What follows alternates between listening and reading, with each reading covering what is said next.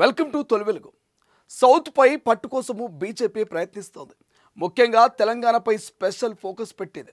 ఈ సమయంలో తెలంగాణ బీజేపీ కొత్త అధ్యక్షుడి ఎంపిక తెరపైకి వచ్చింది.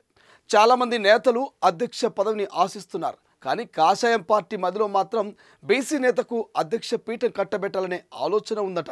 ఇక బీసీ సామాజిక వర్గానికి పదవిచ్చి బీసీ ఓటర్లను ఆకర్షించే వ్యూహం రచిస్తున్నట్లుగా సమాచారం.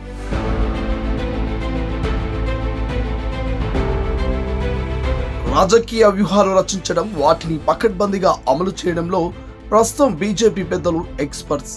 బీజేపీ ఓ ప్లాన్ చేస్తుంది. దానికి కౌంటర్ ఇవ్వాలనే ఆలోచన కూడా రాజకీయ ప్రత్యర్థులకు రాకుండా జాగ్రత్తగా పడతారు. గతంలో అలా ఎన్నో వ్యూహాలు రచించి అమలు చేశారు. రాజకీయ లబ్ధి పొందారు. వేరే రాష్ట్రాల సంగతి ఎలా ఉన్నా ఇప్పుడు బీజేపీ పెద్దల దృష్టి తెలంగాణపై పడింది. రాష్ట్రంలో పట్టు కోసం కమల్ దళం ప్రయత్నిస్తోంది. ఈ నేపథ్యంలోనే కొత్త అధ్యక్షుడి ఎంపిక అంశం తెరపైకి వచ్చింది. ప్రస్తుతం తెలంగాణలో బీజేపీ అధ్యక్షుడు కిషన్ రెడ్డి ఉన్నారు. అటు కేంద్రంలోనూ మంత్రిగా బాధ్యతలు నిర్వహిస్తున్నారు. ఈ రెండు బాధ్యతలతో కిషన్ రెడ్డికి పని భారం పెరుగుతోంది. దీంతో తెలంగాణ బీజేపీ కొత్త సారథిని నియమించాల్సి వస్తోంది. అయితే అధ్యక్ష పదవి కోసం చాలా మంది నేతలు గట్టిగా ప్రయత్నాలు చేస్తున్నారు. ఆర్ఎస్ఎస్ నేపథ్యం ఉన్నవారు, ఇతర పార్టీల నుంచి వచ్చిన నేతలు ప్రెసిడెంట్ పోస్టు కోసం పోటీ పడుతున్నారు. కానీ బీజేపీ పెద్దలు మాత్రం మల్కాజ్గిరి ఎంపీ ఈటెల రాజేందర్ వైపే మొగ్గు చూపుతున్నట్టుగా పొలిటికల్ సర్కిల్లో చర్చ జరుగుతోంది. ఈటెల రాజేందర్ తెలంగాణ రాజకీయాల్లో పరిచయం అక్కర్లేని నేత. తెలంగాణ ఉద్యమంలో ఈటెల పాత్ర మరవలేనిది.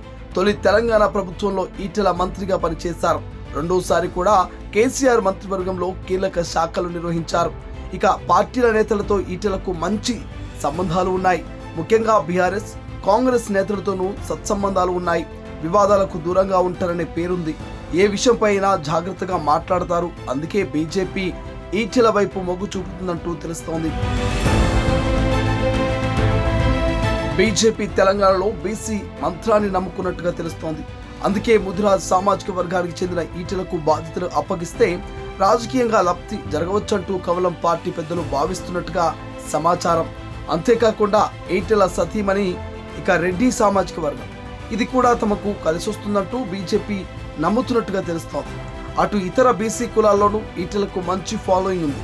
దీన్ని తమకు అనుకూలంగా మార్చుకోవాలంటూ కాషాయ దళం భావిస్తున్నట్టుగా బీజేపీలో పెద్ద ఎత్తున చర్చ జరుగుతోంది. ఇటీవల కిషన్ రెడ్డి కొత్త అధ్యక్షుడి ఎంపికపై ఆసక్తికర వ్యాఖ్యలు చేశారు. బీజేపీ అధ్యక్షుడు కావాలంటే ఆర్ఎస్ఎస్ నేపథ్యం అవసరం లేదంటూ కిషన్ రెడ్డి స్పష్టం చేశారు. ఆయన చేసిన కామెంట్స్ చర్చనీయాంశంగా మారాయి. ఈటెలను దృష్టిలో పెట్టుకుని ఈ వ్యాఖ్యలు చేసినట్టు చర్చ జరిగింది. అటు బీజేపీలో ప్రస్తుతం నెంబర్ 2గా ఉన్న అమిత్ షా ఈటెల రాజేందర్ పట్ల సానుకూలంగా ఉన్నట్టు తెలిసింది. వేరే నాయకులతో పోలిస్తే ఈటెలకు బాధ్యతలు అప్పగిస్తే లాభం జరగవచ్చంటూ బీజేపీ భావిస్తున్నట్టుగా చర్చ జరుగుతోంది.